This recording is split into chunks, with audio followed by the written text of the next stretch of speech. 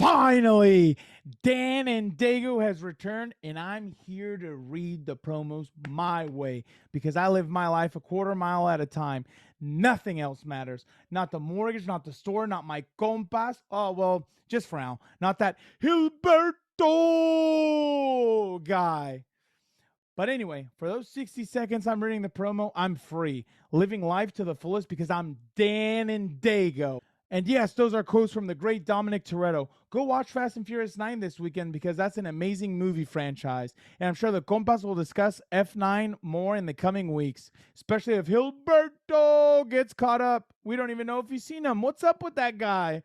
But for right now, I'm discussing Brewery X in Anaheim. That's the place to be. They have the best beer menu, from hoppy to hazy, from dark to malty.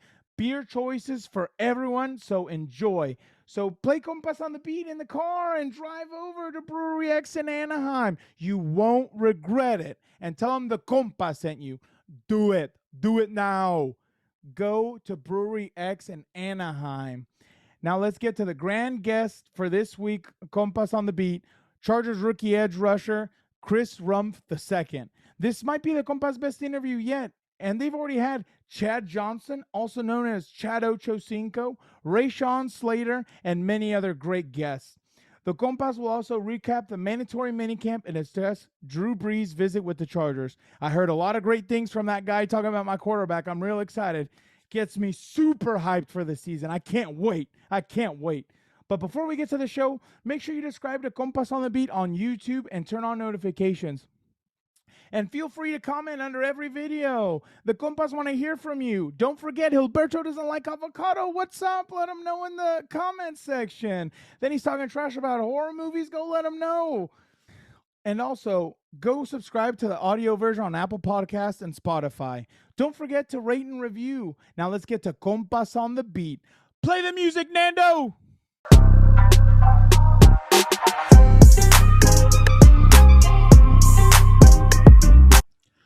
Welcome to Compas on the Beat. I'm Fernando Ramirez, Chargers beat reporter for Sports Illustrated. With me, as always, my co-host, my tag team partner, Gilbert Manzano, Chargers beat reporter for the OC Register and LA Daily News. What's up, bro? What's up, Fernando? I got to ask you a question. Why are we still doing these podcasts in the middle of the summer when the Chargers are on vacation? The NFL's on vacation. Why can't I be on vacation as well? Because, Fernando, I got a little jealous seeing your IG, man. Like, you're like doing a slip and slide. I'm surprised you're even on the show right now because I feel like you broke your back. But I'm kind of mad you're sliding in the water. I'm not on vacation, but we're here talking Compas, reviewing Chargers minicamp. But overall, are you okay? You come to play, right, bro? So yeah, I mean I do come to play, but I mean I'm not gonna lie. I did wake up this morning. I'm like, oh, I was like, what is going on? So I have some family members in town. My cousins, my dad's brother's son and his family, and they have two little kids, 6 years old and 4 years old. You know how that goes, Gilbert. I don't know if you know, but like they have a lot of energy. So my dad on Saturday was like, hey, we were eating dinner in Coronado, and he's like, hey, I want you to go to Sam's. And I'm like, why? He's like, go buy them a slip and slide. Like, I want them to have a lot of fun tomorrow because it was Father's Day. So I go and buy one, and like one was kind of cheap, and it was kind of like 10 feet or whatever, kind of boring. And I saw this one. It was a little bit more expensive, but I'm like 25 feet. Like, it looked like it was killer. I'm like, all right, let's do it. So I buy that one, and I put we put soap in it. Like, just the water would have been boring, so I put a crap ton of soap in it, and we start slipping and sliding. And my cousin, their dad, he starts doing it. Dan and Dago gets in it, and he starts slipping and sliding too. He was throwing out a couple words out there that I'm like, hey, I was like, and then he's like, I don't know how to be PG. And I start laughing. I'm like, dude, not PG, like take it down to a G. So he just starts laughing. But in one of those, he starts trying to get me to go. And I'm like, I don't know, dude. And he's like, come on, try it. So I try it, and I did fine. Like with the little inner tubes and stuff, it was fine. But then in one of those, he starts riling me up, and he's like, throw me like in WWE, like against the ropes, and then run behind me and go. I'm like, all right, cool. So then I do it. I run, and I slip, and I fall. I just like literally laid there for about a minute. then my nephew and my niece like run up and they slide tackle me and they run into me, and like it was just a whole crapshoot, and it was a lot of fun. And that's why I put the caption: being 5 years old trying to be 5 years old again has consequences. I find myself laughing a lot at your little slip up there, Fernando. And yeah, it was kind of fun. Like, are you trying to push your brother in and kind of make him be the one that fall, and then you're the one that fell? So I was like, oh, and that's what he gets for for being a No. I was just trying to throw him like WWE style, like okay. so he got momentum and he could slide. Yeah, exactly. So I felt kind of bad laughing about it. But I'm like, wait, you posted on Instagram, Yeah. so you encourage the laughing. So I started yeah. I'm like, hey, if anybody's having, I know it's Father's Day and everything, but if somebody's having a rough day, at least laugh at this. I mean, I like, you can hear my dad, my sister laugh. My sister was taking the video. You could hear her laughing. You could hear my dad laughing. And one of those, my dad ends up running and he tries to do it without an inner tube. And he goes, gracias a Dios que ya no puedo tener hijos. And because he had gotten up and he's like, oh, I was like, yeah, without that inner tube, it hurts. It hurts men. That's designed to hurt men. And it even says on the box for ages 5 to 12. And here we all go, like trying it out and using it and putting soap in it so you slide even better. But the important part was my niece and my nephew had a lot of fun. And my nephew goes, oh my God, this is the funnest day of my life. And I was like, oh wow, like that really is what it matters. I mean, yeah, my back may hurt and all that, but and then I got to grilling. I grilled again, some tri-tip, some cowboy steaks, and picanha. So I got a little bit of everything, and it was pretty good. I'm not gonna lie. Times like these, I get mad that you live so far away from me in San Diego. Imagine you're living like right next to me down the street. I'll be at your house. I'll be at your house every day, using the side, eating your food, and probably being the freeloader. But it's okay, I'll go every once in a while. And for now, that I think about it, you said you had soap on this little, slip and slide thing, whatever it's called. Was it Fabuloso? The orange? I mean, the orange. We didn't have any, so I had to use like dish soap or whatever because that's all we had. But you know what? That's probably what would make it go even faster. But it's funny. I had mentioned to my mom. I'm like, oh yeah, Gilbert's in town or whatever. She's like, he's in town. Invite him to come over. And I was like, no, I think he's going back home today. And then she's like, no, tell him to come over. And I'm like, oh, well, he's with somebody. Okay, she can come over too. And I just started laughing. And then she's like, she might as well should meet you guys. And I just started laughing. And I'm like, but yeah, no, my mom's like, bring him over. We have plenty of food. And I just started laughing. And then she's like, I'm sure he'd enjoy the slip and slide. No, I wish, but she has her dad herself, so it's Father's Day. Exactly. So we gotta get home. What? I still got the slip and slide up because we're supposedly the kids want to do it again today when they get back from the zoo, and I'm like, I don't know if I'm gonna go for round 2, but Gilbert, if you ever want to come down, it's gonna be here. I don't know, after that painful thing you had or injury there, I don't know, man. That back problem you have, back is tricky, man. You could be out for a couple of weeks. I know. No, you know what though? I'm a fighter. I'm gonna still be here, but you know what? Now let's talk a little bit about and you're talking about vacation and doing all this stuff. Number one, you were down here, so I think that's a good little mini vacation, but too short. But I mean, the reason why we're talking is because we're hard workers, Gilbert. We're like Charlie Sheen and show used to say, we're manly men. We're manly men, like in 2.5 Men. So wow. I gotta plug that one on there. So we're hard working. There's no vacation for us, Gilbert. We're 24/7, 365. Dude, all I hear in my head now is the ending to that little jingle, man. Man. I used to watch that show too. I love that show. But yeah, so we are working 365. Chargers mandatory mini camp. We were there, Fernando, both days, and yes, it kind of feels like I want a longer vacation, but we had to put in some work, so I needed one day to kind of unwind in San Diego. We'll get to that later, but I'll have my real vacation later this month. But we had to come back. To talk about minicamp. We want to give the listeners what they want, and they want to hear what happened in Chargers mandatory minicamp. And I guess we'll get into more detail, but just to kind of give you the quick summary, there wasn't a whole lot to kind of break down because I hate that when people ask me, well, how did these guys look? Dude, I don't know. Like, if before with Anthony Lynn and even with Mike McCoy, if I couldn't see almost anything, imagine now when Staley, when they have no helmets on, they're not doing 11 on 11s, they're not doing any of this stuff. Like, This is like the dumbed down version of a dumbed down like practice in a sense. So I mean, I don't know what you got from it, but I Yeah. didn't get much.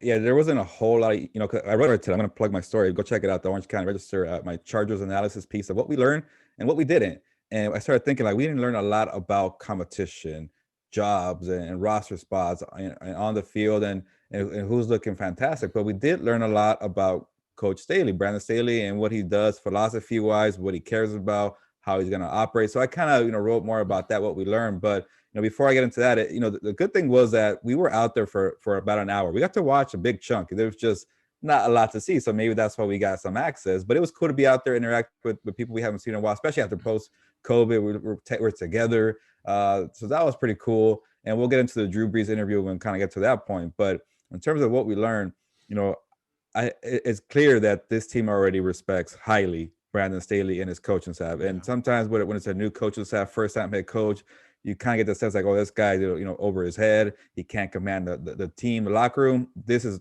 not the case at all. It's like the complete opposite. Like this guy, like he belongs here. Like he was meant to be the leader of 53 people or 90 people right now. And it just, you ask anybody from Corey Linsley to Joey Bosa to Justin Herbert, how do they like the first mandatory minicamp with Brandon Staley and the coaching staff? And they all loved it. They're all excited. And the best part, they love that I wrote in my story, again, check it out, the Orange County Register. They love that he listens to the players. But Brandon Staley said before OTAs, how do you want me to conduct this offseason program? What do you don't like? Can we meet in the middle? Because I am a first-time head coach. I need to implement a new playbook. So what can we do in the middle?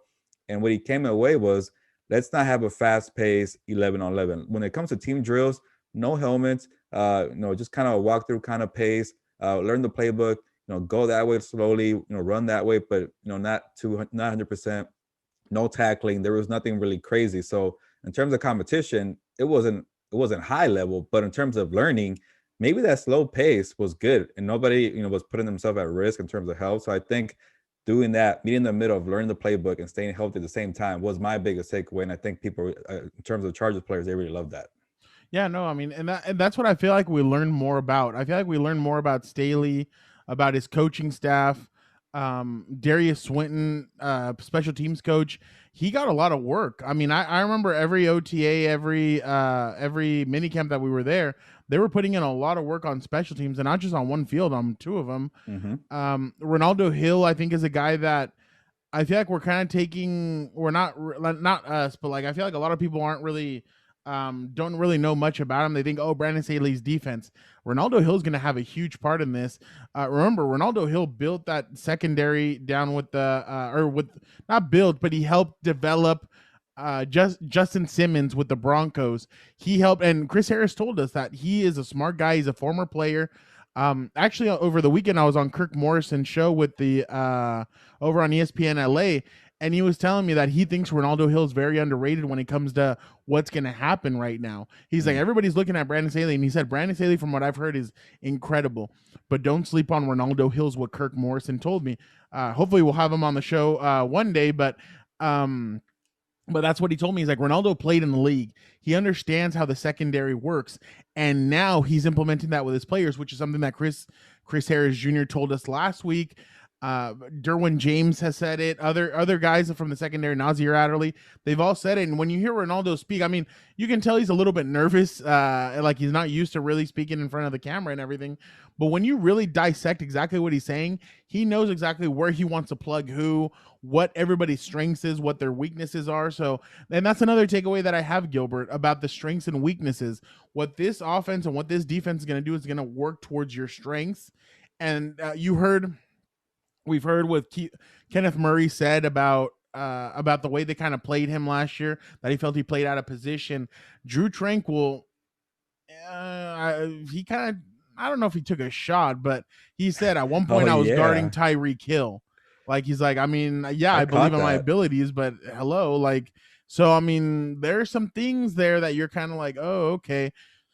So, I mean, it's going to be interesting. And then again, on the offensive side of the football, like I've been saying, and I've thought about it, they're going to take little concepts from each team, which they've said, but it's going to be like the San Francisco 49ers running game where they move pieces around. They have different running backs. Receivers are saying that they're going to play a lot more free, which is what they kind of want. What was interesting was Mike Williams is going to play that Michael Thomas role. Maybe that means he's going to get an increase of touches this year, which is it's a good thing. It's a good thing for him. So yeah, I think it's going to be very interesting. I think that's what it's more about, Gilbert, this time, because this time last year, I mean, Anthony Lynn really went into a disadvantage into the offseason with a brand new quarterback in Tyrod Taylor, a rookie quarterback in Justin Herbert, and no offseason program. So, I mean, this year, at least they have this. Staley, like you said, molded it towards what the players wanted. And it seems like he's really implementing his offense. He felt confident. He's like, I'm confident going into the offseason that we've done really good work, and we're just going to continue to build on that in training camp. Yeah, I think the biggest mystery is a Joe Lombardi offense with Justin Herbert. We're all curious to see how that's going to be, and like you mentioned, it could be the Shanahan San Francisco running kind of scheme, and then for Lombardi, he'll take care of what the Saints kind of passing there.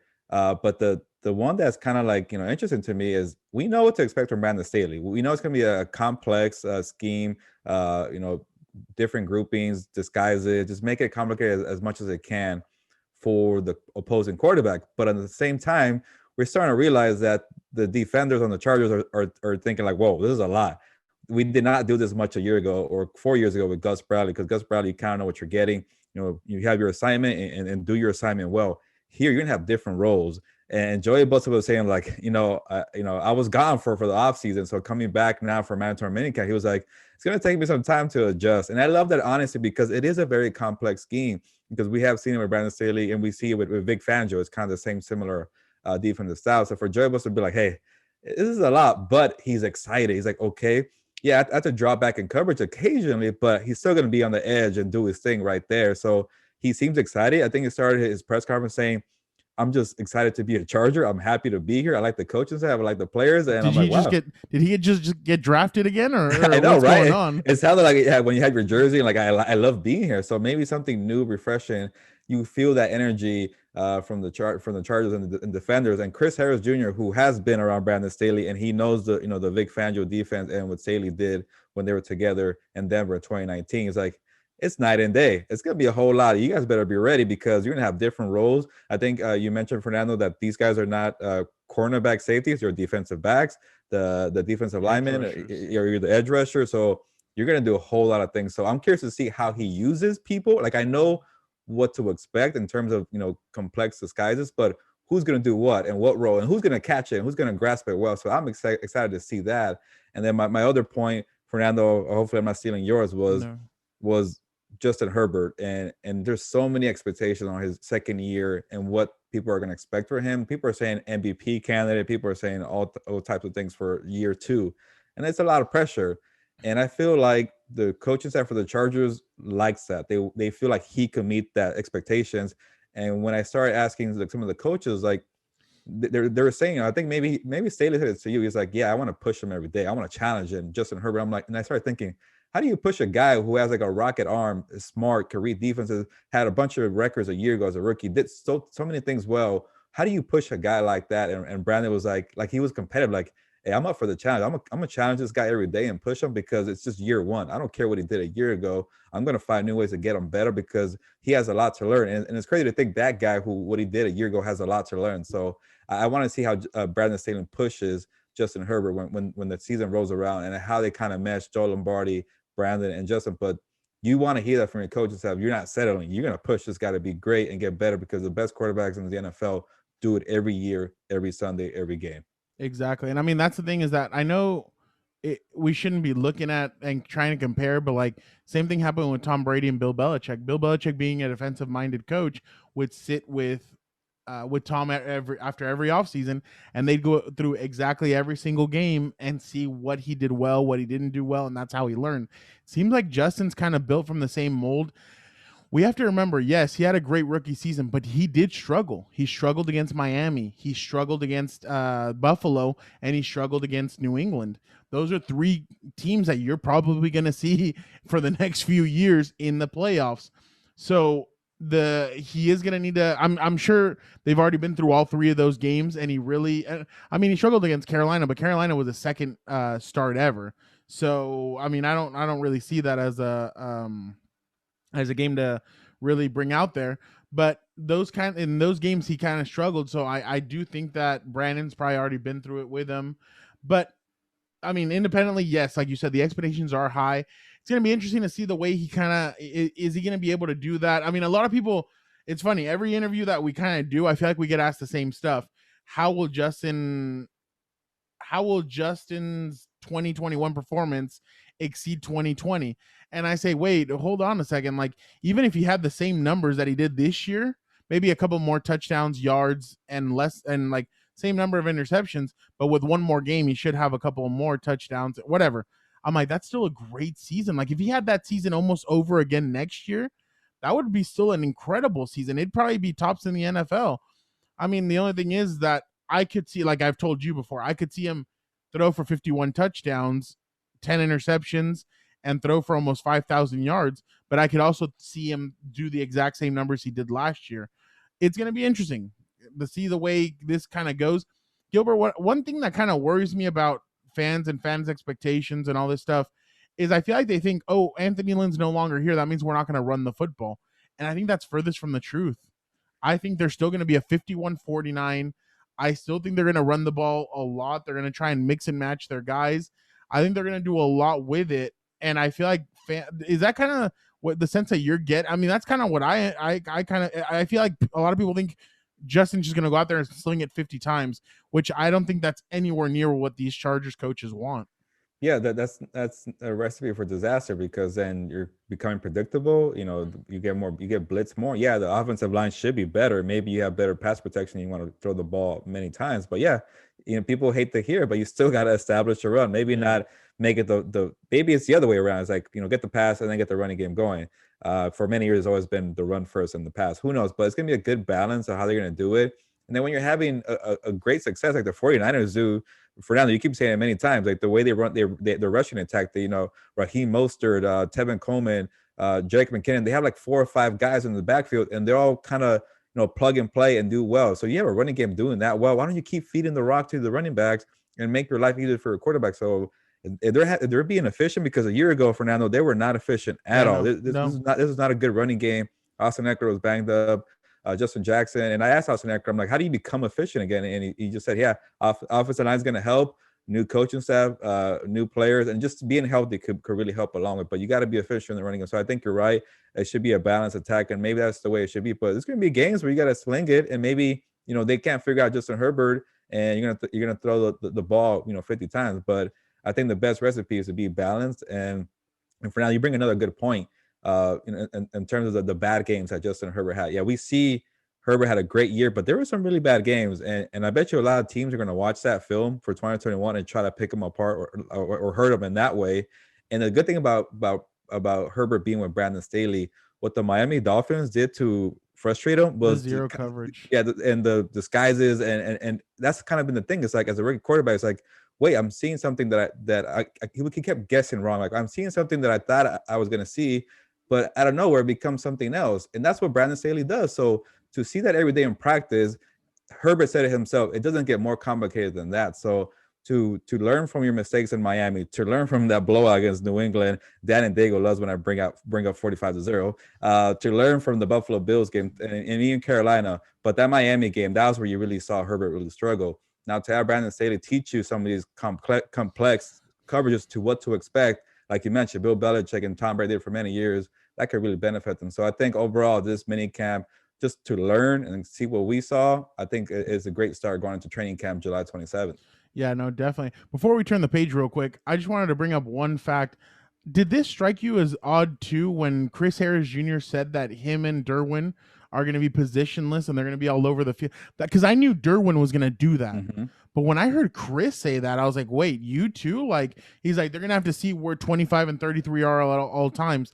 I was like, oh wow, does that mean that Chris is going to potentially also be all over the field next season? And I kind of now that really intrigued me, Gilbert. I don't know about you. No, I wrote about that too. That stood out to me that Chris Harris Jr. said he's excited to see what his role is going to be exactly, but he Yeah. knows it's going to be 3 different positions. I'm like, okay, he might be playing the slot outside Corner or safety. safety, and then obviously Durbin would be kind of a pass rusher, safety, and corner. But maybe that's kind of the same thing for all the DBs. Is like because Nas Adderley is so athletic, he could probably play corner as well. Congrats to you though for saying DB. I'm gonna start saying that. I always do it for edge rusher. Dude, I even write it like in my articles. I put DB and edge rusher just for Brandon because I mean I never know if Brandon's gonna read any of this stuff because I know he grew up kind of being a journalist or whatever. So I'm like I write edge rusher, I write defensive back, I do all that. I do the edge rusher because that's kind of common now. Like, if I stop saying defensive end or pass rusher or outside linebacker, edge rusher. Let's all agree. I like that one. The DB one, I got to see it first. Like, if Chris Harris is going to be playing a lot of safety, and so is Michael Davis and Asante Samuel, they're switching back and forth. If I see it, I'll go to DB. But for right now, I'm going to stick to corner and safety. If the Staley's hearing this, I got to see it on the field first. But I'll be a teacher's pet then. I need to see it first. But I am cool with the edge rusher thing. But if they're going to be mixing and matching a lot, my concern is like maybe it could be too complicated. I think we're reading like because I heard Nas also say he might drop back or drop down to corner. Yeah. So I'm like, wait, and I'm like trying to put this like defense in my head and see the way it's gonna work, and it's gonna be really interesting. Yeah, and then with the too high safety, Nas won't be just a free safety way out there in the middle of nowhere waiting for something to happen. He's gonna be in the middle of the action, and that could be new for him too. So all these DBs have different roles, and I'm just curious to see how he uses Asante Samuel Jr., who we haven't seen in the pros. So yeah, it's a lot of mystery still going into training camp, but you sense the excitement. You kind of have an idea of how the scheme is going to look like, and the same thing with the offense and then defense. But we really don't know until training camp comes around, or preseason at least, or even until week 1. It's going to be a big old mystery. Well, I mean, you start off with a bang. You have Washington with Terry McLaurin. And I think Curtis Samuel's on that team now. Yeah. Then the week after that, you have Amari Cooper. You have all these Cowboys. Yeah. You have the Cowboys Chiefs. Receiving core. You have the Chiefs right after that. I mean, hey, you're hitting the ground running. But one guy that won't be hitting the ground running this year on the field will be in the booth though is Drew Brees. Gilbert. We had a special guest there last Wednesday, and you can thank your boy for hooking that little interview up. I mean, it's all good. I mean, that San Diego connection, I guess, kind of works a little bit. So I'm just throwing it out there. But Drew Brees was there as a part of the NBC coverage, which I'll get into in a second. I have questions about this. But Drew Brees was there, so was Al Michaels. Al Michaels, though, was not there when we were out there. I think he did that on purpose. I think it was by design. But Drew Brees he was talking to Lombardi, John Spanos, Dean Spanos, even played catch with Chase Daniel, who they kind of know each other. Shout out to Chase Daniel for retweeting my video, by the way. But yeah, no, it was interesting to see Drew Brees out there, especially with all the stuff he's been saying about Herbert. And then Herbert said he kind of wanted to use Drew as a mentor moving forward because of this offense. So Gilbert, what were your impressions about Drew being there? Yeah, well, I guess credit to you, like you said, for requesting an interview with Drew Brees. He was hanging around, and it might as well bring him over. He's in the media now, so he's supposed to do interviews. Like he knows how it works. So he probably heard like, oh, Fernando Ramirez from San Diego requested this. I know that guy. Let me come down and go chat. So yeah, first of all, it was cool. I didn't realize it until it was over, but that was our first in-person scrum. Like we were all next to each other since the pandemic started. So it's been about, it feels like 2 years ago or since our last. That one was mine. The Becky Lynch. That was the last scrum I was ever in. When was that? Early 2020, 2019? February 2020.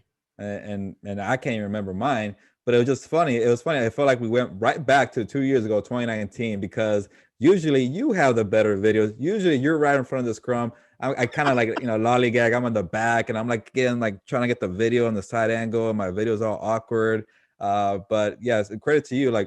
And you were on top of it because Drew Brees kind of comes over. He's making small talk, but we all, I guess we forgot, but the rules when it comes to scrums and people that important. you start the questions right away because they don't have them much time. And you like, enough with the chit chat.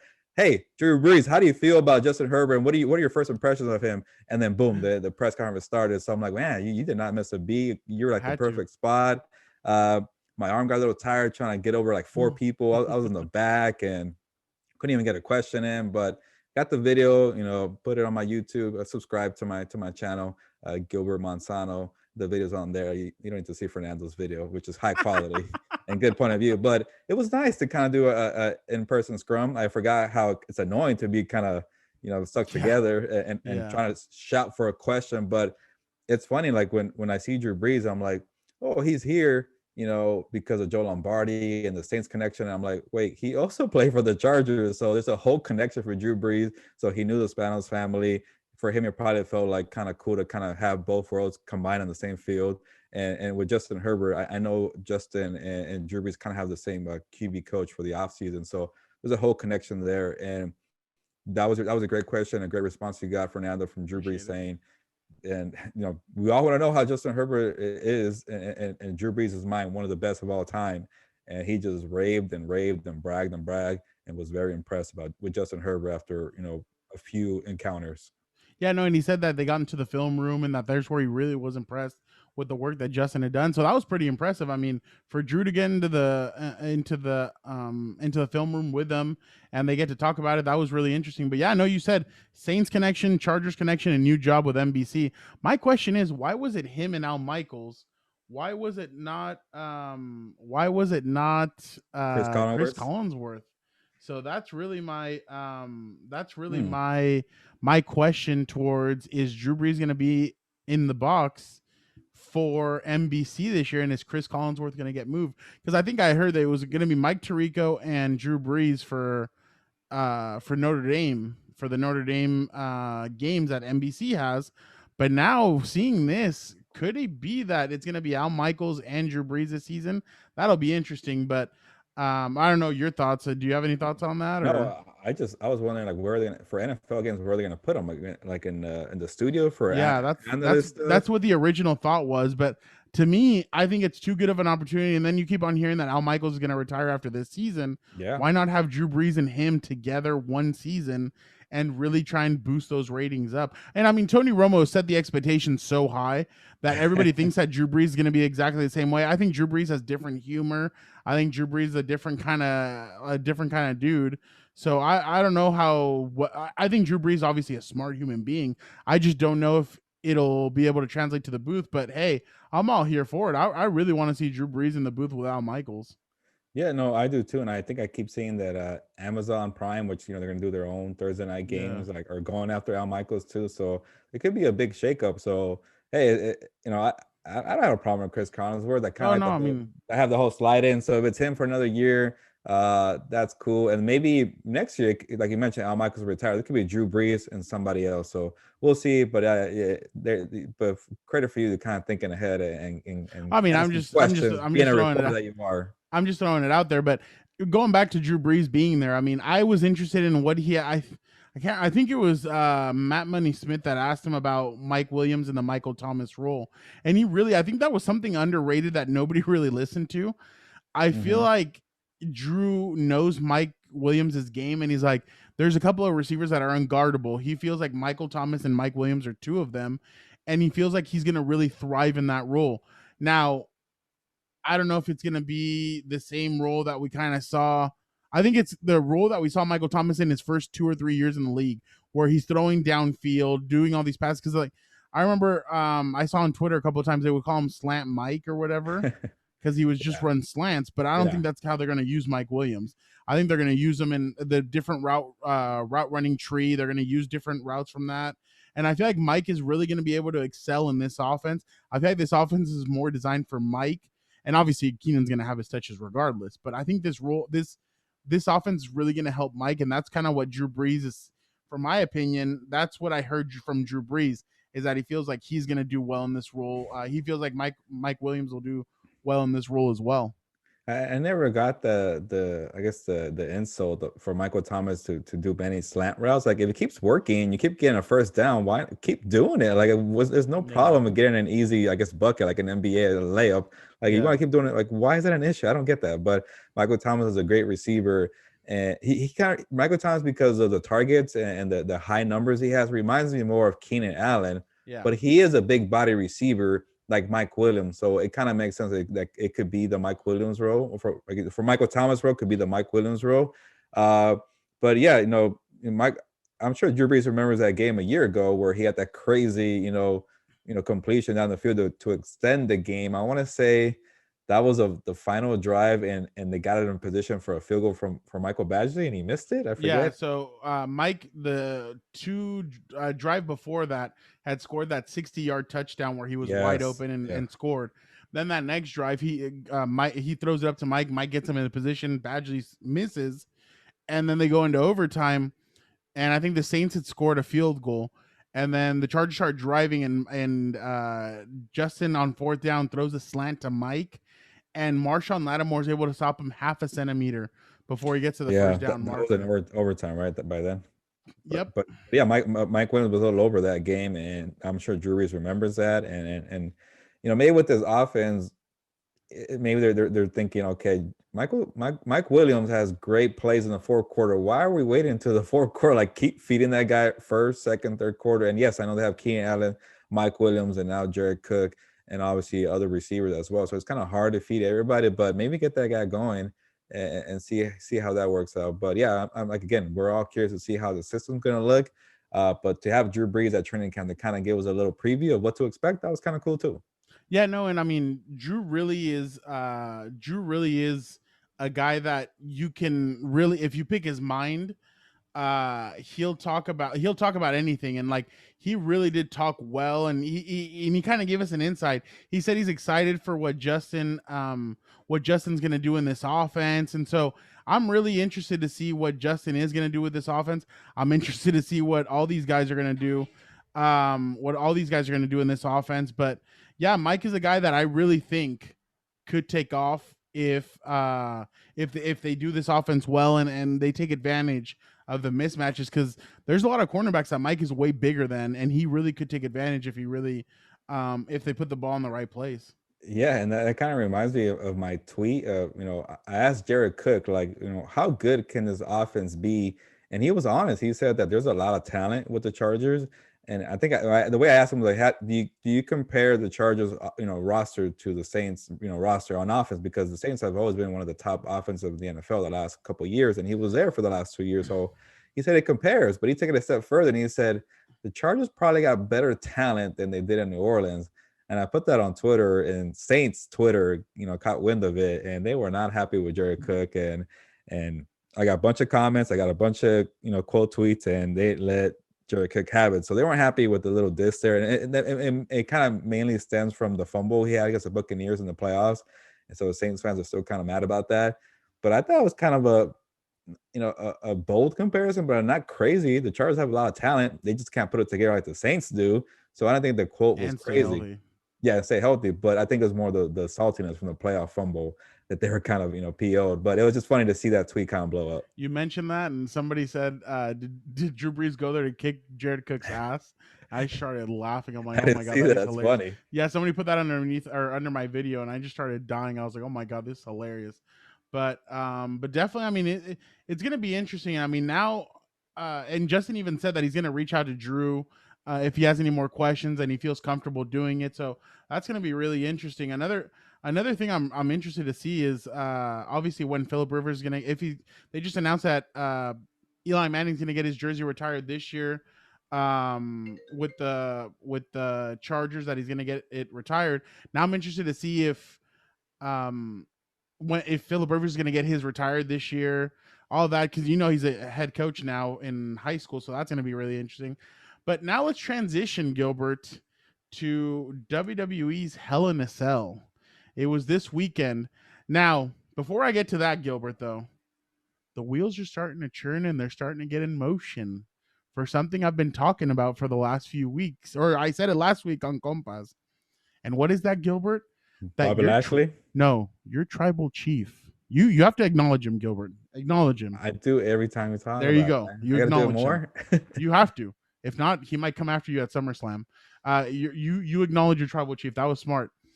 So last week, John Cena was on the Chris Van Vliet. I think that's how you say his name. Vliet on his show promoting Fast Five and everything, and he asked him about Roman Reigns' character. John Cena says, well, yeah, when you're not in a stadium full of crowd, anybody can have a character come out and everybody thinks it looks badass. Wow. He's like, maybe if he gets in front of a crowd, people won't care and they'll boo him and they won't, or he's like, maybe they'll have no reaction and nobody's going to really care about it. And I'm like, okay, like we're starting to get the snowball starting to roll. There's a feud already. Exactly. So then Roman Reigns jumps on Sports Nation and they asked him about The Rock's potential return, maybe John Cena returning. And this is a quote from him. That's a dream for a lot of our fans. It ain't a dream for The Rock's fans. I get this a lot with Dwayne, and he's called them Dwayne. He did not say The Rock. He said Dwayne and John Cena as well. These guys are doing well for themselves. There's no question about it. I don't know.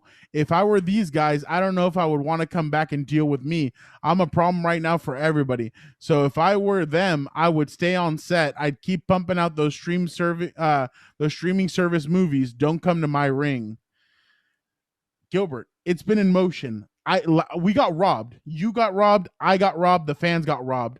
This last year in LA was supposed to be Roman Reigns against The Rock at WrestleMania inside SoFi Stadium. Or was it last year?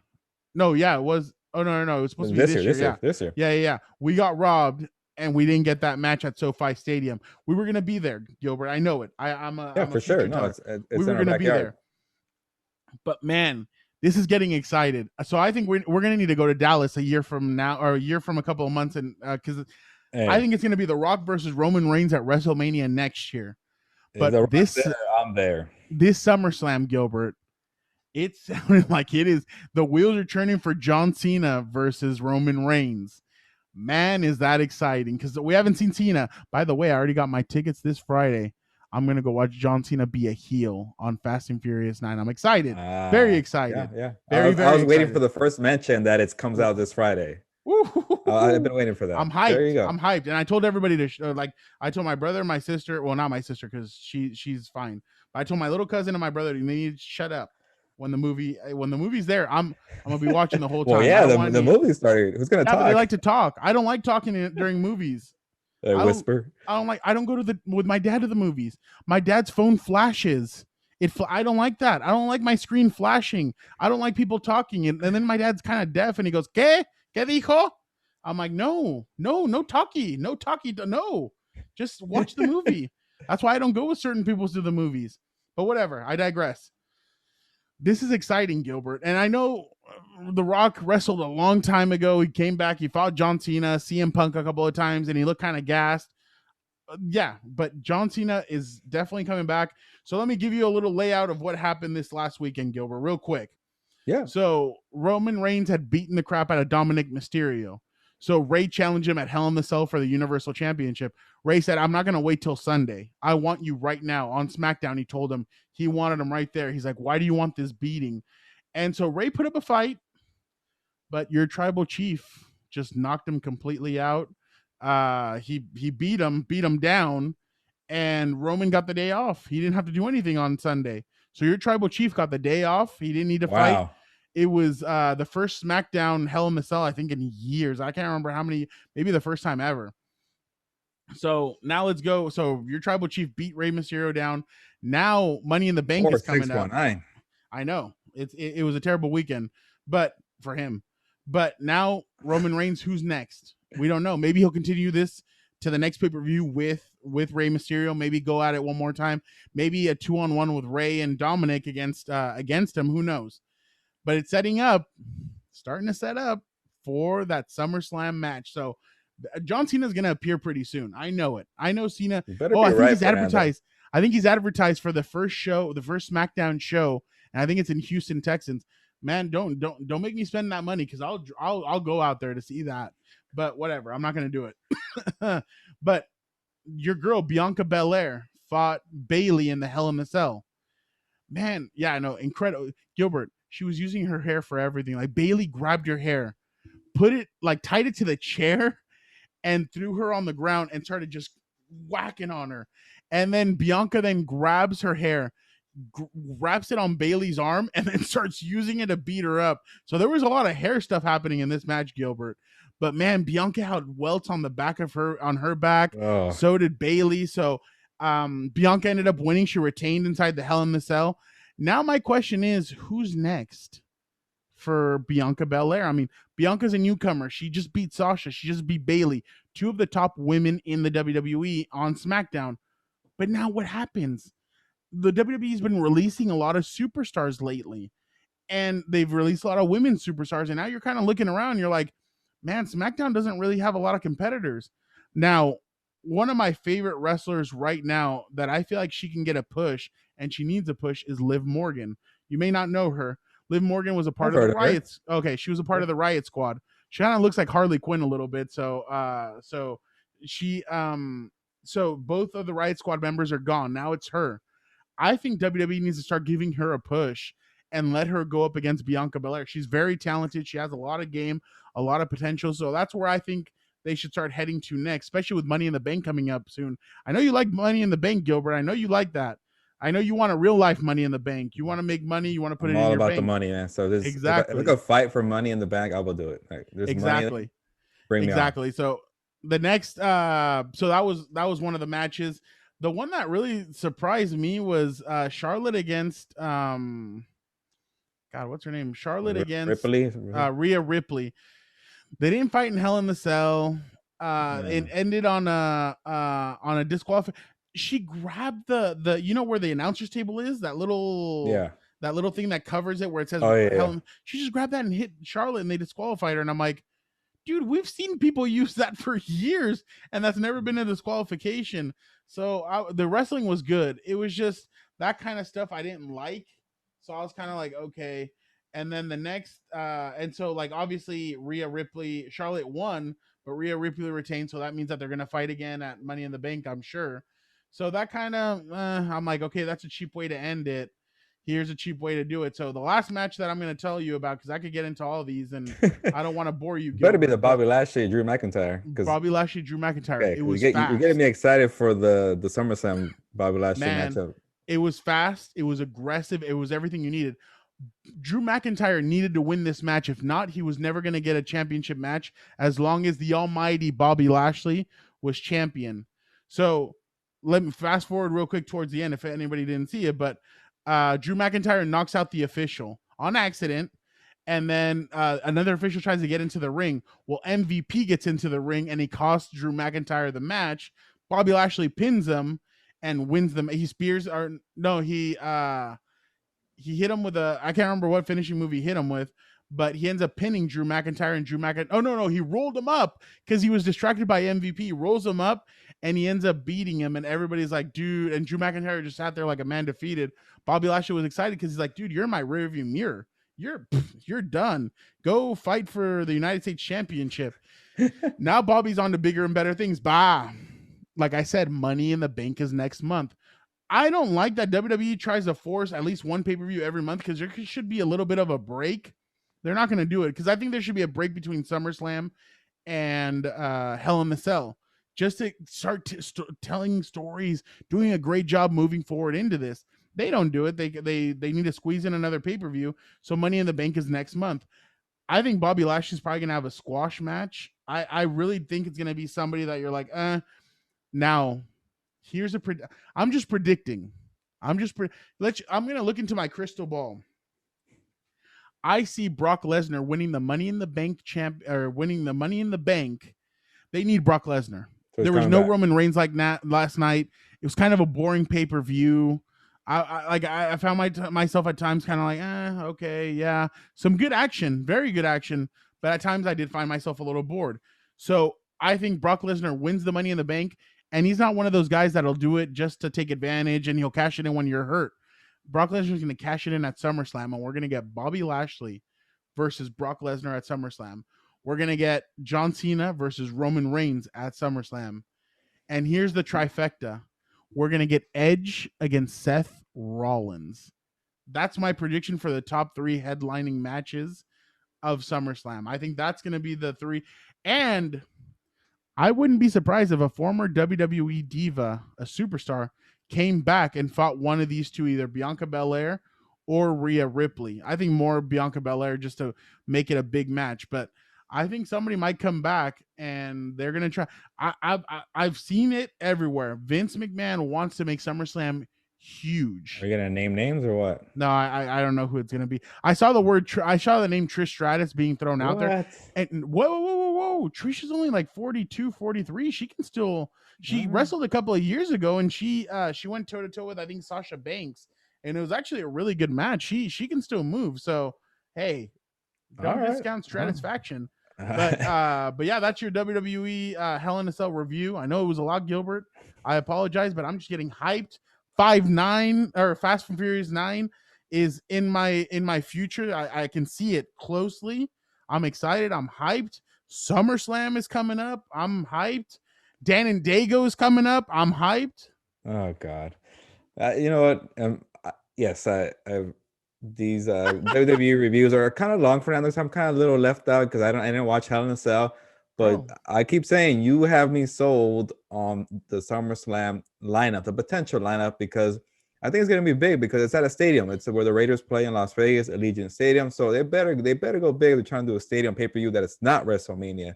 So I am excited. So you telling me these storylines, I'm kind of eager now to, now that we're kind of maybe approaching a month away, I'll get really into it. And I like Money in the Bank. So you got me ready.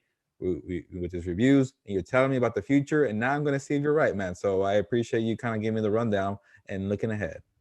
Yeah, no, definitely. I mean, real quick before we go to Dan and Dago, what the hell happened with Julio Cesar Chavez Jr.? How the hell did he lose to Anderson Silva? I did not watch, but seeing some of the what I guess the clips on social media and kind of seeing some tweets, I am not surprised. And okay, I'm glad you kind of gave me the floor for this, Fernando, because I want to say I didn't want to take it by myself. So okay, I want to say Julio Cesar Chavez Jr., the son of El Gran Campeón, does not represent boxing. That is not an L for boxing against MMA community. That does not count because Julio Cesar Chavez Jr. is not anywhere near one of the best boxers.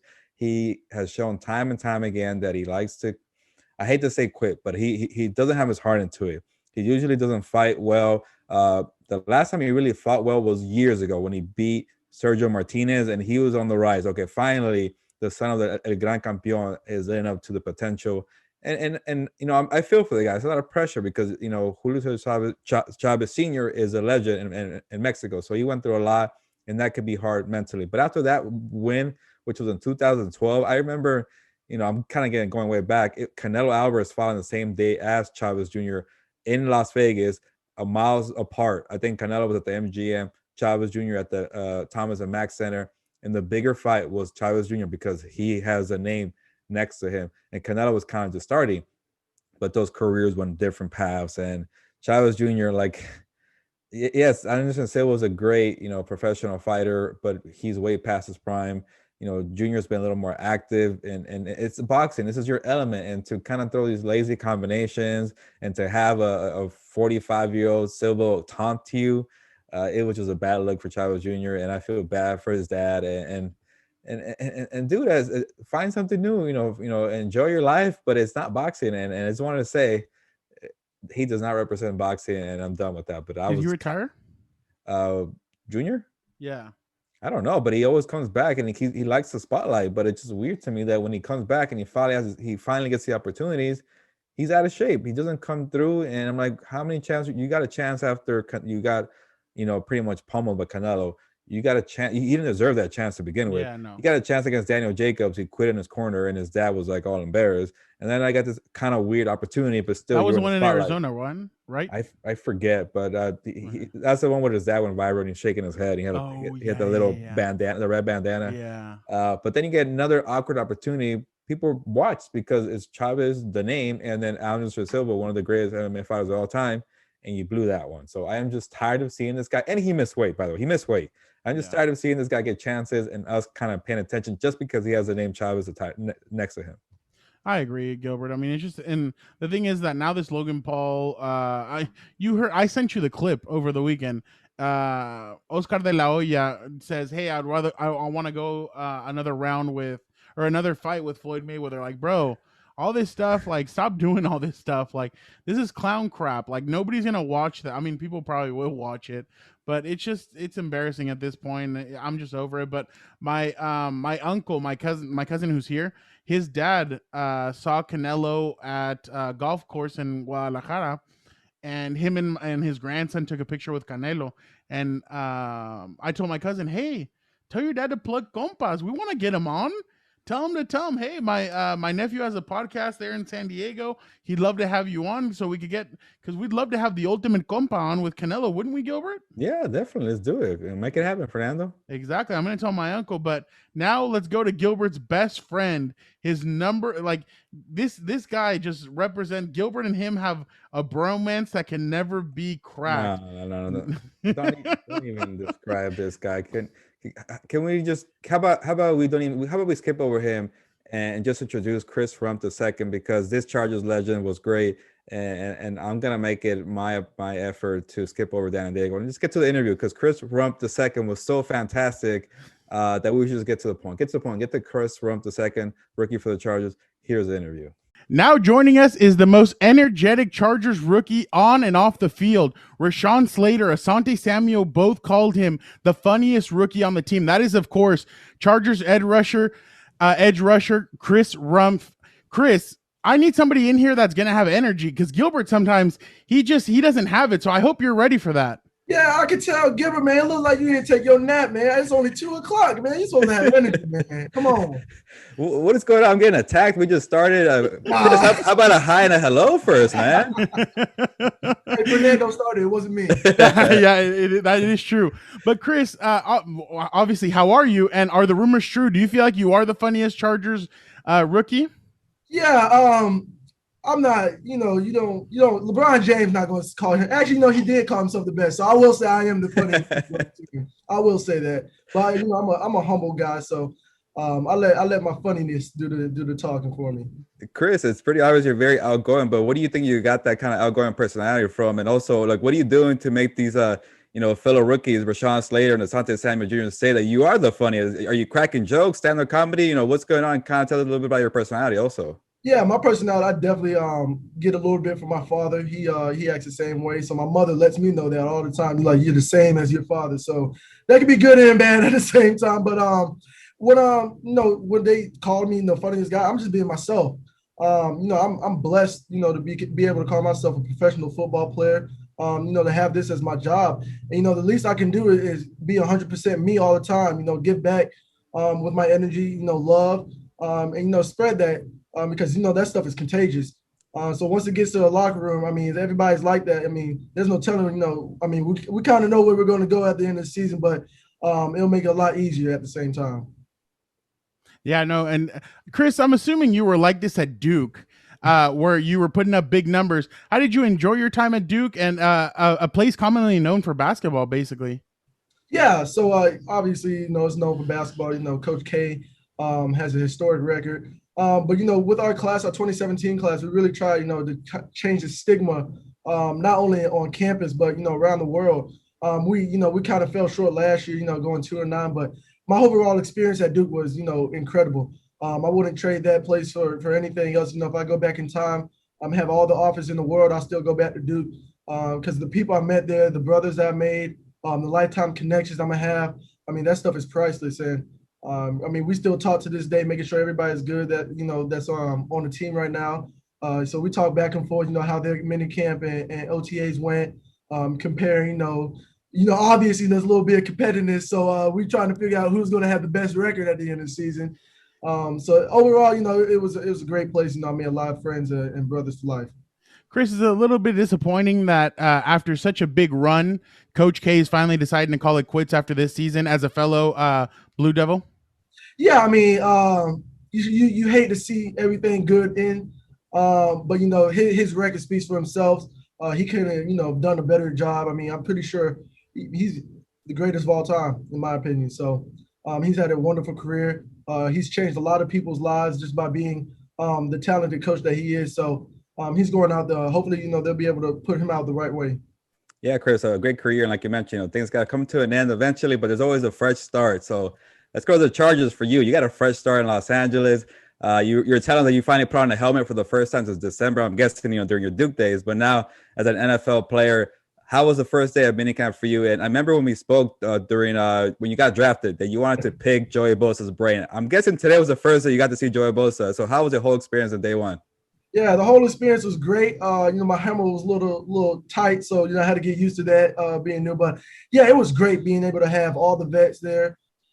Everybody, doing the same drills, talking to one another. Hey man, let's do this. You gotta do it. Just everybody's correct. We're all professionals. And I think that's the difference between college and the NFL is like it doesn't matter who you go to. Somebody's going to have something that works for them, and you pick their brain, see if it works for you. If it doesn't, oh well. If it does, even better. So it's fun to be able to be around a lot of like-minded people who at the end of the day want to be the best. And did you get a chance to kind of talk to Joey Bosa, or was everything kind of too fast-paced and you guys to split apart too much? Oh yeah, we didn't get to talk. During practice, obviously we're both going through our plays and everything. But I talked to him in the locker room. He came up to me. He's real good. You expect big time guys like Joey, to kind of be stuck up. That's not him at all. So anytime I see that on the internet, about Joey, man, he's a great person. He's a great leader. He's obviously been producing on the field. So I'm excited, to be able to play alongside him and at the end of the day, go towards the Super Bowl. Yeah. Sorry. My bad. Chris, no, my bad. I just wanted to say real quick, Chris, he's also a very funny guy. Yeah, we want to give you a little bit of an insight. He's actually a sneaky funny guy. You just Yes. think he's all serious and stuff. No, he's sneaky funny. Yeah, that was one thing I know. I was like, this guy is like he's sneaky funny. That's the perfect word because he's so nonchalant with his jokes. I'm like, bro, it's so weird, but he's a fun guy. I know we're going to have fun in that room. Yeah, Chris, me and Fernando were thinking the same because you brought up Joey Bosa and kind of being serious. I was going to tell you that is not true at all. We talked to him last year. He was so funny. He was talking about anime, anything that. Yes, he watches anime. I love that because him and I think E were talking about some anime shows that I might get in later on. So I'm a big anime fan myself. So that look, shoot. So we got a lot of good conversations in the future. Oh, you're gonna fit in perfectly with the defensive end, or I guess edge rushers. Brandon Staley prefers edge, so I'm gonna get that right, edge. But Chris, I was gonna say, how do you kind of stand out as a rookie? But obviously, you're very outgoing, so that might not be an issue for you. But with a new coach and say, how about on the field? How do you stand out, and how do you kind of show coaches you're meant to get some snaps on the field? Yeah, just being detailed with everything. I think that's like I said earlier, the biggest difference between college and the NFL is everything has to be so detailed because that one little detail, you being off maybe an inch could be the difference between a touchdown or a TFL. So for me, as a rookie, just being on top of my stuff, knowing everything I'm supposed to know and doing everything precisely. I think that will be able to, and the coaches will see that, and especially as a rookie coming in detailed like a vet, and acting like one already will kind of pop eyes and hopefully put me on the field early. Chris, what was it like learning from your father? Your father obviously is a defensive line coach from the Chicago Bears. You're a defensive lineman, an edge rusher. How was it learning from him growing up? Yeah, it was great learning from him. Not only learning from him, but just being around the sport because, he's coached a lot of great players. So being able to go around them, absorb their energy and how they think and act on and off the field. It's put me miles ahead of a lot of people just because I know how everything's supposed to be run. I know how things are supposed to be done. And also, with football, he's taught me, pass rush techniques, a toolbox, unique to me, and just understanding, pass rush angles, or everything, et cetera, those kind of stuff to, help you get the edge in a game. So that's been very helpful, throughout my life and my career. Well, Chris, right now we're going to hit you with that fire with some quick questions about. You mentioned you like anime. What are some? I kind of feel like you play video games also. Are you a huge video? What's your game? What's your Video go-to? game. I love video games. That's my hobby outside of football. And what's your go-to game? Right now my go-to game is FIFA. I've been whipping some butt on FIFA lately. Man, I'm gonna need to play Chris one day. I that's my game. Could you challenge Ocho Cinco? Better let him know. Hey, I don't think you want that. What's your team?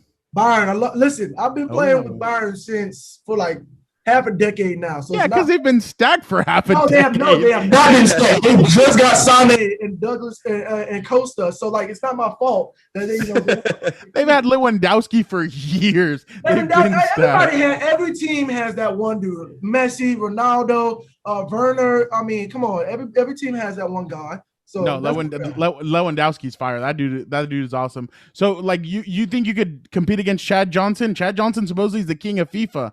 Listen. So that's coming soon. I gotta get my feet settled. I gotta make some plays before Chad Johnson. Look, you put this on Twitter. He's getting that invite real soon. I like that with Napoli. So we'll see. Chris, are you gonna post it on Twitch? Is it gonna go live stream? Can we watch this if it ever happens, or what's going on? Look. When this happens, first of all, him. He's a really extra guy, so he's going to be want to put on for a crowd. That's perfectly fine with me. I love playing in front of crowds. I play better that way. So Gilbert, please, we should be the commentators. That's I want to be there in person. I'm sold. Yeah. Hey, Chris, it seems like you and Fernando are hitting it off with the soccer because Fernando loves soccer. So I'm gonna ask you another question to see if you and Fernando are maybe soulmates. I don't know, like best friends because he loves soccer. How about wrestling, WWE? Because he is a big fan. Is that your thing? Oh, listen, you got to go to Chris Rumph II for wrestling. That's not me. I used to be a big wrestling fan. And then I got away from he won the WrestleMania not too long ago. So yeah, really big fan. Yeah. So I'm pretty sure him and my little brother still watch it to this day. That is totally awesome, Chris. Now that you're in LA, is there anything anything new you want to try? Mexican food? Anything new that you kind of want to get? Want to do any dishes or anything like that? See, the thing about me, I've moved all over the country in the South, so I've kind of got a taste of everything. I think the furthest I lived was Texas, and they kind of got a California splash in there. Tex-Mex. So I've had Tex, I've had that. But the main thing I want to do is go surfing. I might try to go surfing.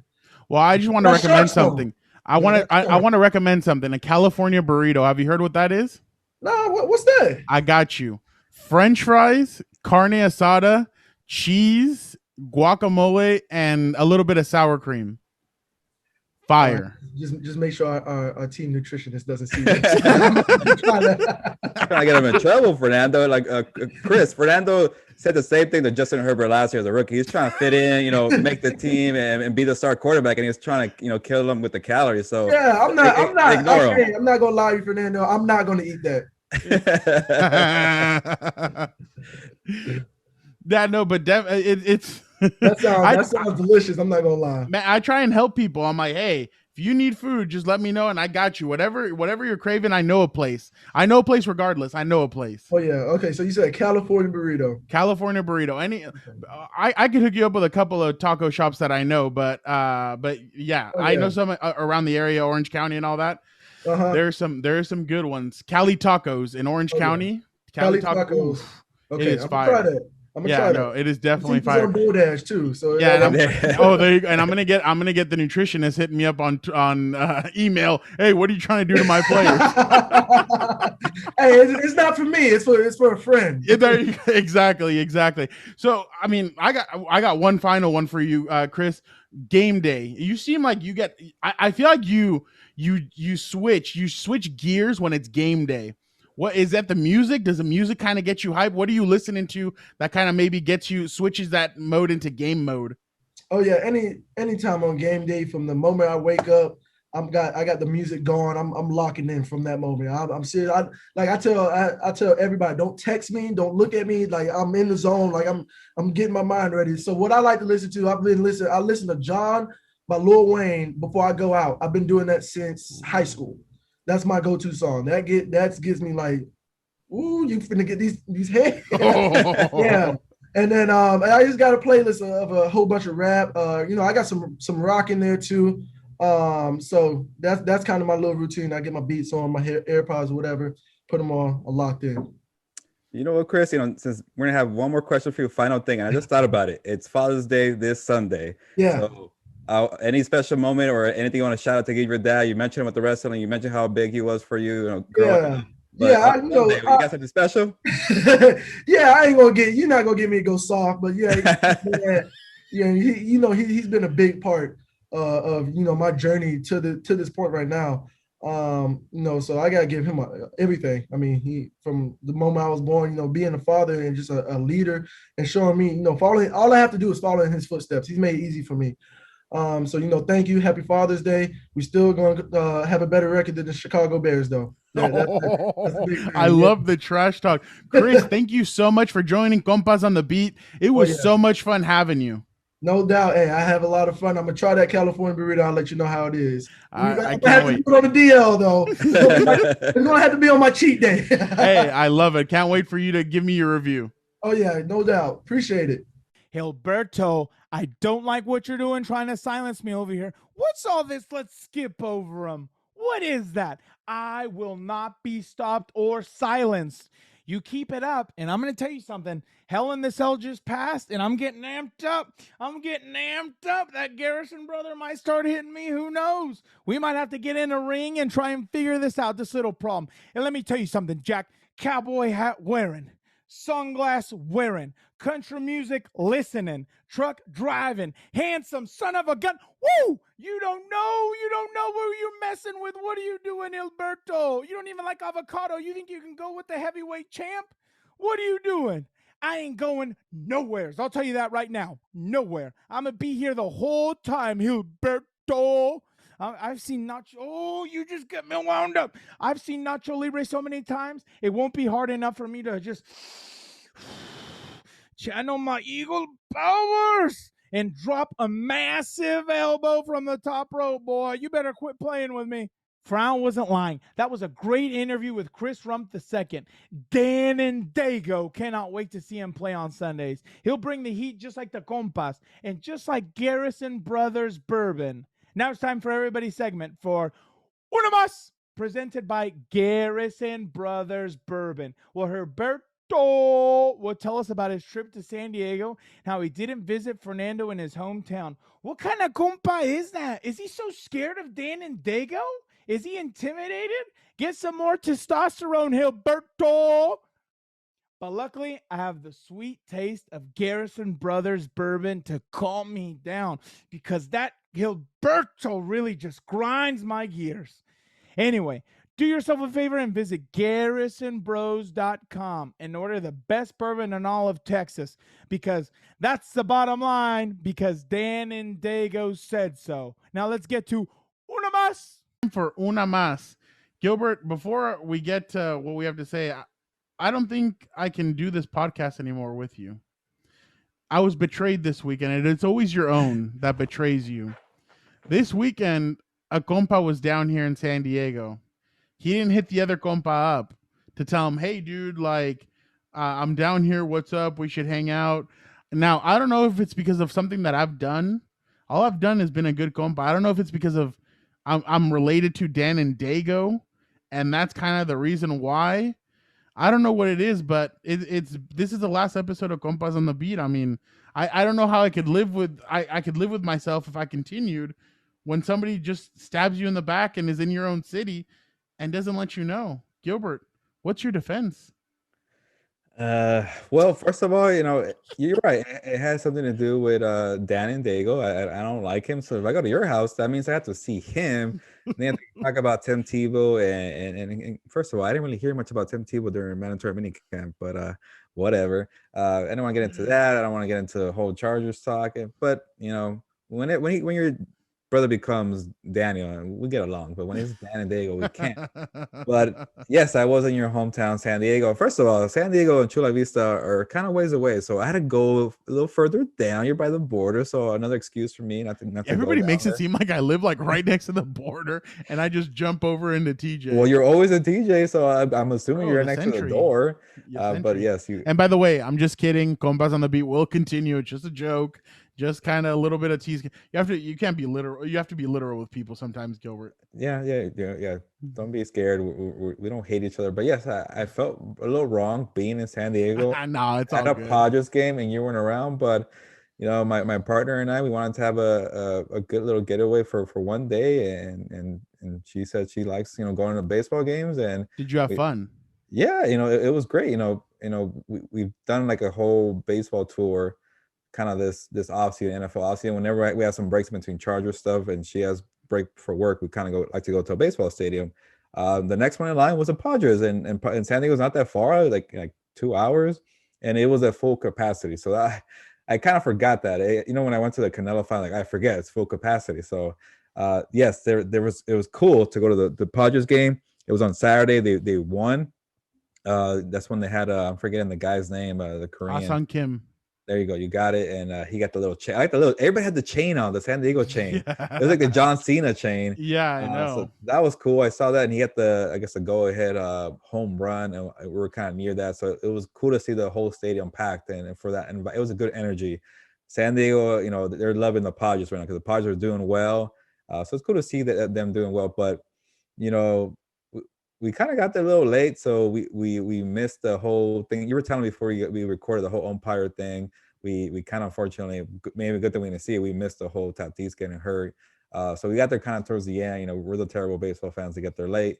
But we mostly there to drink and enjoy the atmosphere and eat. So it was a good time. But I forget, when there's a full capacity, we forget there's a crop of characters, or they kind of get in your way sometimes. I'm talking about the drunk people, those borrachos, and they're all different. You get that drunk guy that's very loud, obnoxious, wants to start fights, kind of in your face.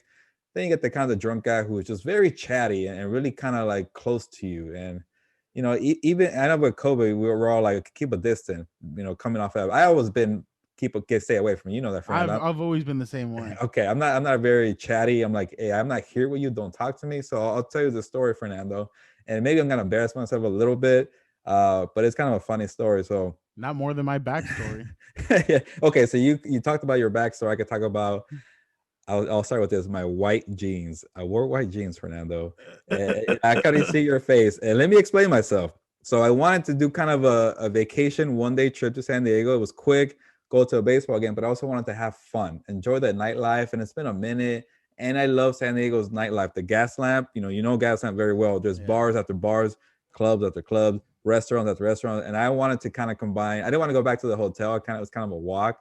So the game was at 4:00. By the time I'm out of the stadium, it's 7:30. The night's coming in. So I wanted to kind of be dressed up nice. And, I had a haircut. I have a nice little haircut. My mustache was trimmed, and I was feeling myself, man. Like Deion Sanders says, when you look good, you play good. So I felt like that. And I'm like, you know what? I'm going to try something different. I'm going to wear some white jeans and kind of be ready for the nightlife and have fun. And I guess, I got the attention of some drunk dude. First of all, actually, I'm going off track. Maybe I should get back to that, but I had a michelada in my hand. Let me get back to the michelada thing, because it's very deceiving there. They called it $4.50 micheladas. They did not cost $4.50. So I was pissed off. But I had my michelada, standing in line to get some nachos, and this kind of really tall dude, drunk, you could tell he was drunk, comes over and he's like, hey, what's up? White jeans. I love the swag. I'm like, what? Like, who are you? He's like, just talking to me. And like, okay, like I don't know if he's trying to make fun of me or who really likes my jeans. And but he like starts getting close to me and talking to me, and my partner and I are like, what's going on here? Like, why is he in our face? And like, why is he asking 10 questions? He's like asking like how long we've been together, do we have kids? I'm like, what's up with these hard questions? Like, I don't even get my friends to ask me these questions. You don't even ask me these questions. Ni la suegra. I don't get it. I'm like, who are you? So it was just kind of interesting, and then he kept saying, hey, white jeans. I'm like, okay, I get it. I have very unique pants. I like them. I don't care. You're not gonna try to like rat on me. So I'm like, you know what? After the third time, I was like, okay, it's looking you're trying to egg me out. So let me fire back. no me dejo. Like I have my I have my barbs too, you know. And I looked at him up and down, like, this drunk guy. He's wearing a blue shirt with khaki shorts, like he's going golfing, and very, very bright red shoes. I'm like, you're talking about why you what's up with these red shoes? Like, it's a payaso over here, you know, wearing khakis like he's 50 years old. I'm like, who wears khakis? Like, at least I'm trying to be, you know, hip nowadays. Yeah. So he kind of got a laugh out of it, and then like he kind of said no whole poquito. Like, oh, I guess I didn't know you're gonna come at me. But I kind of shook him off after, and he walked away with his red shoes, and he kind of leased onto somebody else and started talking. So I don't think he meant like bad will. He was just he was just a chatty borracho, and he wanted to talk. And I'm just not in the mood to talk, and especially you gotta come at me, bro. But other than that, it was kind of cool to be around there were some good people there. Not everybody was annoying, but my other beef with Padres, Petco. First of all, I love the stadium. One of the best, beautiful stadiums I like. It's just the crowd's a little unique this time. I see a big sign that says Micheladas $4.50. I'm like, oh, what? Like Dodger Stadium, they're like $24. I'm gonna go and get in line and wait for this Micheladas. What a bargain! And we get there, and the lady's kind of a little rude. I could tell she's kind of I don't know if I say this, but like an anti-masker. Like I was kind of wearing my mask to be a little cautious. I'm still kind of weird coming back to the real world, and she's like, take it off. I'm like, oh, okay. I was like, all right, sorry. And I was like, can I get a michelada? And she's like, it's $20. I'm like, $20. The sign says $4.50, and apparently it's like you only get the cup with the little tajin and all that, but you got to buy the beer, and obviously the beer is like $16. Like, what kind of scam is this? So I kept telling myself, I have a bunch of beef to pick with Fernando, and he's giving I'm gonna complain to him. Like, I know you're not gonna do anything about it, but I'm like, hey, I got lied to on the micheladas. I got a rude cashier, and I got a rude drunk. But overall, I like San Diego. It was just I need to complain to Fernando and check your city and check your stadium, man. I don't drink. I would have told him to go screw off somewhere. And with her, I mean, I would have just been like, I would have just left the line. No, I just would have left. She doesn't deserve my money. That's actually a good point. I should have walked. After I've been lied to, and it kind of like she got snippy with me. The only reason why I kind of understand the whole like the mask thing is because the other day I went to go get dinner, and I was wearing a mask, and so was the waitress, and we were both kind of like, huh? Yeah. And so like I was like, oh my god, you know what? And I took it off, and like she took hers off, and then we were like communicating and everything, and then she put her on, and that was it. But maybe she did it in a rude way. I don't know. No, I could tell she hates the mask, and I guess I get it. They're annoying, but like I'm still kind of that mindset. I'm kind of used to it. Like whenever I'm in a big crowd, I just put it on. I know we don't have to anymore. But it's like she like came at me like, dude, I'm not the one hurting your feelings. I know you hated wearing the mask for the last 15 months, but don't take it on me. I was like, oh man, but and well, then she probably couldn't hear you. I don't know. She gave me a death stare as soon as I walked in. Like, what nobody was really wearing one. It was kind of funny, but like some of the I don't know. I shouldn't really get into it, but it was a good amount that did, and then a lot of people else that didn't. So you kind of notice who does and who doesn't. I'll just leave it at that. Yeah. But yes, we're going back to normal, and it's cool. But I could tell she had a whole beef with me just because I had it on. It's like, well, maybe because you were complaining about how much the micheladas were. No, that was after she yelled at me, and then she told me $20. I'm like, what? I just got berated for wearing a mask. I got mask. Bro, maybe it was tip included. But yeah, $16. She don't deserve a tip. But I should have been like you for now. You would have. I know you would have bounced like, nah. I'd have been like, okay, I'm out of here then. No, and I've gotten that before. Just because I feel like I don't know if you probably noticed this. Look at what happened with the Phoenix Suns crowd. Not this Sunday, but a couple of where the guy said Suns in 4 and he punched the dude in the face. Like fights are happening all over, and it's because people don't know how to behave. And I feel like and I know this word like pisses people off, but I'll use it. Stuff triggers other people, and they get triggered, and the first reaction is boom. And I'm kind of like, okay, so some people are being some people are rude, some people are like weird. I don't know.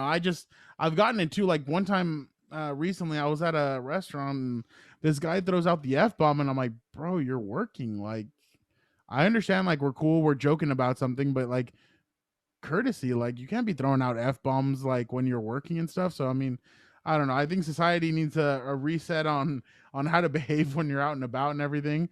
But yeah, we're not the people to do that. We're here just enjoying it.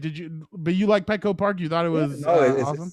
it's still one of my favorite ballparks. It still might be my best one to do. Like I didn't even get to my seats because I love the Oh, you never atmosphere. did. No, I like to walk around. I love Oh, everything about Petco and like the little hill, the little sand pit, the type of food they have. There's like a little row in the lower yeah. levels. I just love walking in and out there.